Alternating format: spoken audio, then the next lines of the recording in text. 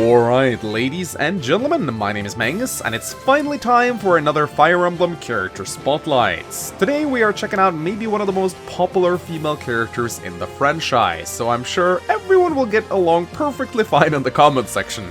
Yeah, nothing can go wrong here at all. This gorgeous long-legged lancer had captured the hearts of people in the Fire Emblem community for years. What's so special about her? That's what we're gonna try to find out today. It's time to spotlight everyone's favorite little farm girl, Nephenee. Coming through! Nephenee is the oldest daughter from a family residing in a small village called Ohma, located in Crimea. She grew up mostly working on the farm and didn't really travel much outside her village. All that changed when Crimea was one day invaded by the neighboring country of Dane. Nephenee and many other villagers were quickly drafted into a local militia and forced into a war. The state of this militia was absolutely atrocious, with Nephenee initially having to share a single bow with another soldier and receiving absolutely no training on how to use it.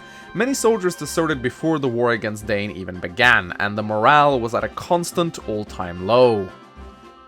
When the fighting eventually broke out, Nephenee's squad was quickly defeated, with most of the militia either surrendering or fleeing as soon as the battle started. Nephenee, alongside Brom, another militia, and the Crimean knight Kieran were captured and thrown into a prison cell, awaiting their execution. Luckily for them, Ike and the Grell mercenaries passed through the area on their way to Gallia. After being tipped off by Ranulf regarding their nearby prison camp, they broke in, rescued them, and recruited them into their army. Nephenee would accompany Ike all the way throughout the war, ending in the liberation of Crimea.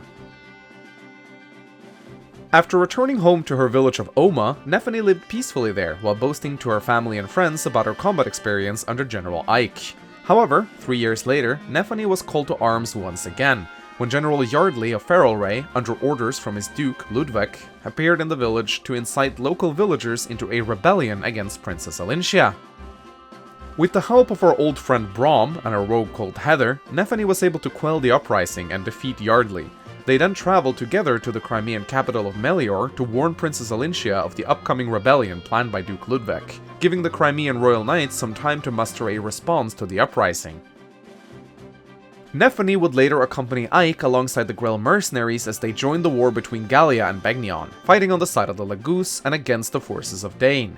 Nephenee was also part of the final army that marched on the Tower of the Apostle in order to revert the judgment of Ashura. Nephenee is a simple country girl that struggles with low self-esteem. She's shy, insecure, and timid, and tries her best to keep a very low profile. She doesn't think very highly of herself, almost bordering on self-deprecation, and clearly doesn't think she should be talking to, in her words, fancy folk. Nephenee is also extremely self-conscious of her countryside accent and tries her best to hide it from others whenever possible. This can be seen in our support conversation with Brom, where Brom wonders why he never sees Nephenee trying to talk to or spend time with anyone else in the army, and Nephenee answers that she's afraid they'll laugh at her for her thick accents. She also has a big problem understanding other people due to the way of speaking being so different from hers. Nephenee also seems a little sad or even depressed in many of her interactions. This probably stems from the fact that she's far away from home and that she doesn't really enjoy fighting in a war, but it could also be that Nephenee is a bit of a somber character. This is very apparent in her support conversations with Devdon, where the somewhat eccentric halberdier tries his best to make Nephenee smile, but only really succeeds in creeping her out with his weird behavior and mannerisms. While Devdon doesn't end up succeeding fully in the end, he does make Nephenee realize that she'd probably be better off if she tried to relax a little bit more and not take life so seriously. One of the very odd contrasting traits of Nephenee is how her entire personality revolves around being a simple girl from a countryside, yet her appearance and attire is more reminiscent of that of a royal guard. This is very much intentional from Nephenee's side, as she deliberately dresses to hide herself away, thus she always wears a helmet that covers most of her face, which is really rare in Fire Emblem. This is somewhat strange, because while Nephenee goes to great lengths to hide her appearance, the truth is that she's actually really pretty, as pointed out by Khalil in their supports, where the sage points out that it's an absolute travesty that a girl as beautiful as Nephenee is hiding away her lovely face and figure behind her attire, and not even wearing makeup to enhance her looks. Consequently, in Radiant Dawn, Heather can hardly contain her excitement over how beautiful Nephenee is, insisting on getting to know her better. Nephenee's entire character revolves heavily around her humility. The truth is that she is a talented, kind, and beautiful person with a lot of potential, but she constantly keeps herself down due to her insecurities. This stark contrast is probably what makes her so incredibly popular in the fandom, as people tend to gravitate towards overly humble characters, especially those that are also physically attractive, which Nephenee definitely is.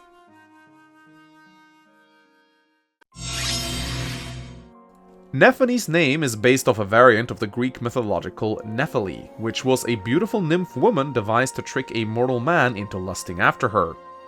Nephenee is 19 years old in Path of Radiance and 22 years old in Radiant Dawn. According to the first volume of the Path of Radiance memorial book, Nephenee has a talent for catching fish by stabbing them with her spear. Nephenee has 2 younger sisters and 3 younger triplet brothers. Nephenee shares her English voice actor in Heroes, Julia Ann Taylor, with Cordelia, Flora, Linda, Selena, and Kale Dory. We aren't really much with fancy talk. I'm just trying to speak like you. Nephenee's ending in both Path of Radiance and Radiant Dawn are incredibly similar. After both wars, she returns home to her family and farm to settle down, though at the end of Radiant Dawn, it is stated that she still occasionally takes up her lands to defend her realm when the need arises. She has no paired endings in either game. You shouldn't work yourself to death. Good to know one, then. In Path of Radiance, you first encounter Nephenee in Chapter 10 as a green unit locked in a prison cell. She will join your army if 2 conditions are met. The first one is that you have to open her prison door. The second one is that she needs to survive the chapter. In the Japanese exclusive Maniac mode, there is also a third requirement. Nephenee needs to escape the map. Nephenee will become playable starting from Chapter 11 and onwards. She joins as a level 7 soldier with rather low base stats. While she has decent speed, her base strength is really low, and her horrible lance rank makes her unable to wield even steel lances at base to increase her damage. Nephenee's base survivability is also really low. 22 hit points and 9 defense is downright awful, and means that she's prone to getting 2 or even 3 hit KO'd by many of the enemies in the chapter she joins in, particularly the axe-wielding fighters. There is, of course, a very good way to remedy Nephenee's awful starting basis, and that is bonus experience. If you manage to stealth your way through Chapter 10, you should have at least 7 levels to give away, plus whatever else you might have saved up until this point. If you want to use Nephenee, it is highly recommended you give her at least a few levels to help her out, because she is not going to get much done with her level 7 basis, at least not if you play on hard mode or, God help you, Maniac mode. Nephenee's growth rates are a little lopsided. She mostly has good growths in the stats that are already high at base, such as her skill and speed growth of 55%. Her strength growth of 40% is a little bit on the low side and can easily screw her over. To give you an example, if you promote Nephenee at level 20, she will on average have 15 strength as level 1 halberdier. That's really bad. All of Nephenee's defensive growths are really low as well, with a 55% hit point growths, 25% luck growth, 35% defense growth, and a 25% resistance growth, making her somewhat frail. On average, Nephenee is very likely to cap speed and has a good chance of capping skill. Her other stats are not likely to be capped at all unless you give her stat boosters. Nephenee does have one thing that sets her apart from other units, her Wrath skill. Whenever she is below 50% health, she gains 50% extra crits. If she wields a weapon such as a killer lance, you can almost guarantee a crit whenever Nephenee is injured. Wrath is a skill that gets progressively better as Nephenee becomes bulkier. Keeping her below half health in the early game is incredibly risky, but once she becomes durable enough to stay there comfortably, Wrath becomes an incredibly useful skill to have. The Angelic Robe is a pretty good stat booster to give to Nephenee because it effectively increases the rate at which she can comfortably stay in Wrath range. Giving Nephenee the Vantage Scroll can be effective on normal mode as it allows her to kill certain enemies before they can even touch her. However, on hard mode and especially Maniac mode, Nephenee's damage output is usually not high enough to one-shot certain enemies like Cavaliers and Armor Knights unless you give her a really strong Forge Lance.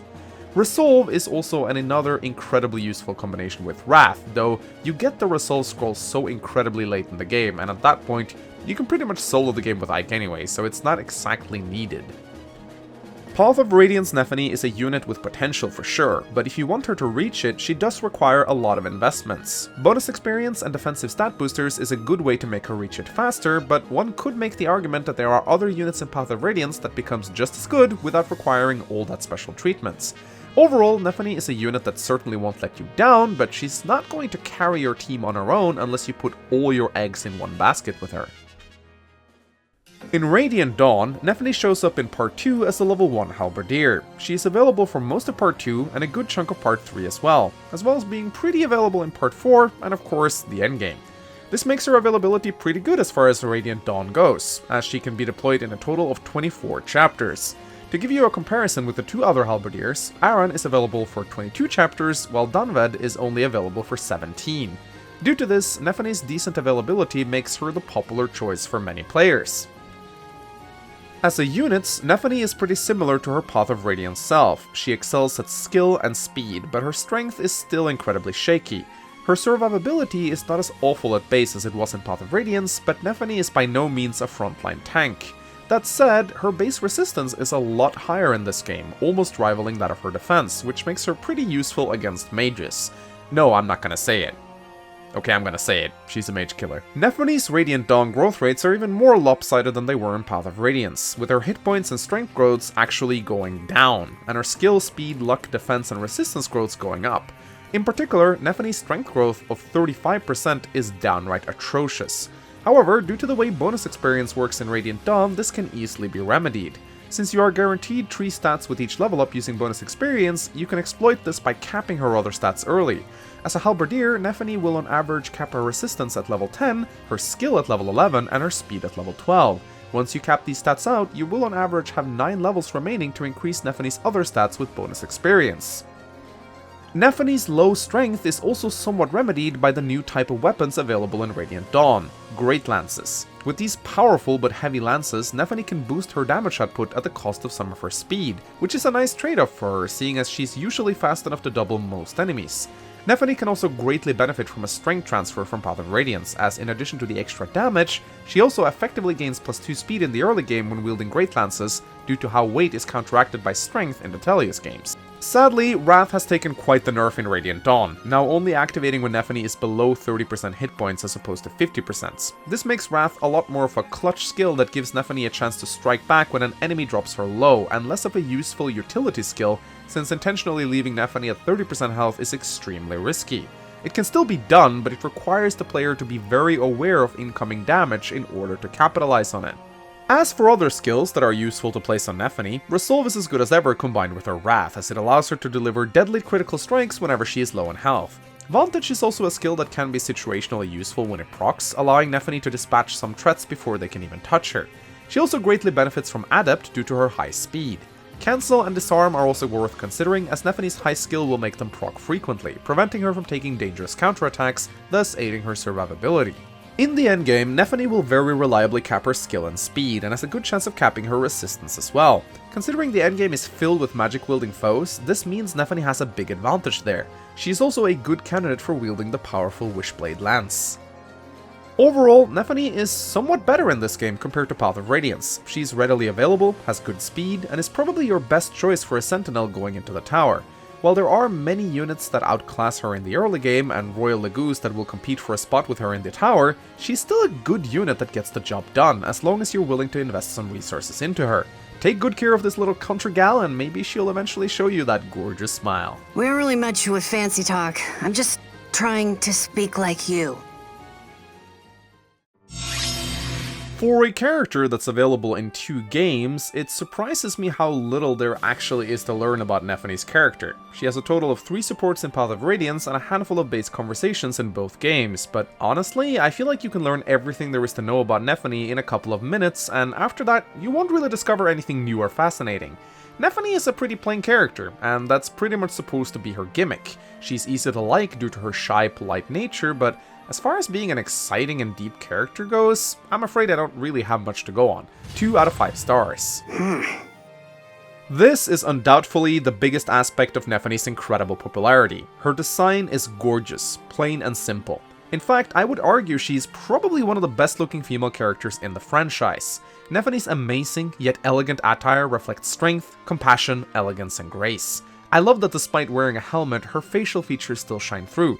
This is helped by her long green hair, which contrasts beautifully with her blue color scheme, as well as her absolutely gorgeous eyes. Nephenee also got some of the greatest legs in the franchise, and her decision to fight in a skirt, while maybe not the most practical, is certainly one that's cherished by fans far and wide. I don't think it comes as a big surprise, but I rate Nephenee's design 5 out of 5 stars. What? What'd you do that for? Since Nephenee takes part in 2 different games, it would be logical for me to rate her with 2 different utility ratings, but because I'm lazy, I'm going to give her a general rating based on the 2 games she's in, even if I think she's a lot better in the second one. Nephenee is a unit that I personally think is a little overhyped. There's a reason I dubbed the phrase Nephenee syndrome, to talk about a character that's liked because of their good looks. Sure, if you pour a lot of resources into her, she can certainly become one of your best units, but in both Path of Radiance and Radiant Dawn, there are tons of characters who can be equally good if not better, but with far less investments.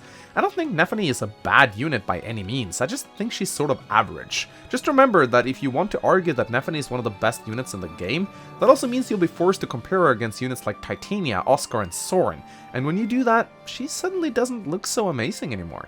Now, before you write a comment about how in your last run you fed her a bunch of bonus experience and stat boosters, and as a result she became the best unit on your team, just think that if you gave the same treatment to a similar unit, you'd probably get similar results, if not better. In short, I think Nephenee is good because people want her to be good, and as a result, they make her good. However, if you rate her in a vacuum based on her stats and performance alone, I think 3 out of 5 stars is a fair rating to give her. Yeesh. Can't make out half of what these Castlebreds say.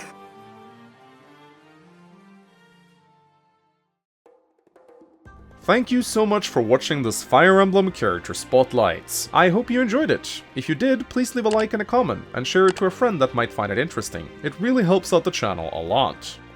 I'm running a Gleam contest on the spotlight where you have a chance to win a $25 Google gift card. All you need to do is click the link below and help share my spotlight, and you automatically have a chance to win.